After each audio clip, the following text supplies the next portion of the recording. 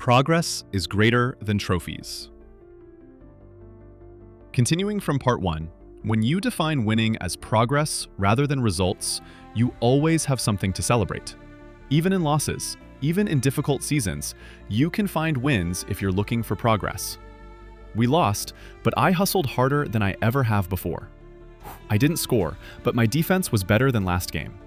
We didn't win the championship, but I learned to handle pressure better. All wins, all progress, all valuable.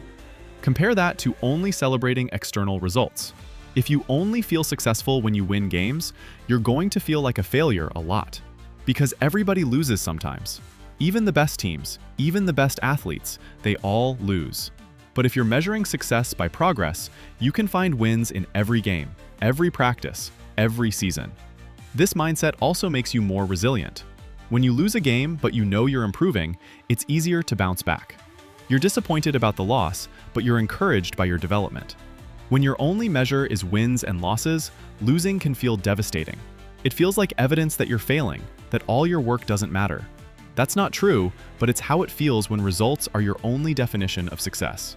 And here's the irony. This mindset actually helps you win more games in the long run. Remember what we talked about with fun being a performance strategy? When you're focused on progress rather than obsessed with results, you stay loose. You compete freely. You take smart risks. You play with joy. All of that leads to better performance. Better performance leads to more wins. But athletes who are hyper-focused on results often play tight, anxious, scared of mistakes. That hurts performance, which leads to fewer wins, which creates more anxiety. It's a negative cycle. So focusing on progress isn't just healthier mentally, it's actually a better strategy for getting the results you want. Now, let's tie together what we've covered throughout this foundation stage. We started by talking about loving the game. That love is what sustains you through the hard work of development. If you're focused on progress, if you're celebrating your growth, you maintain that love. The game stays fun even when it's challenging. We talked about how elite athletes don't start elite. They build toward it through years of patient development. Progress is what that development looks like, day by day, week by week, season by season. We covered confidence coming from reps, not praise. When you focus on progress, you're giving yourself evidence of capability. That builds real confidence. We discussed playing multiple sports and how variety enriches your development.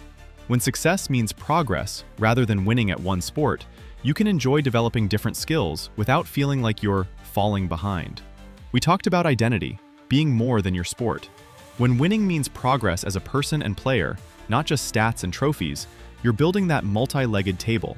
You're developing as a complete human being. We covered the parent role and needing support without pressure. When you define success by progress, you take some of that pressure off. You're not carrying everyone's expectations into every game. You're just focusing on getting better. We discussed mistakes as data.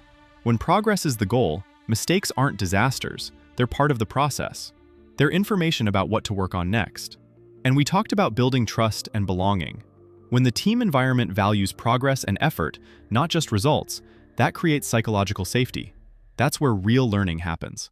Everything connects. Everything builds toward the same understanding. At this stage, development matters more than results. Progress matters more than trophies.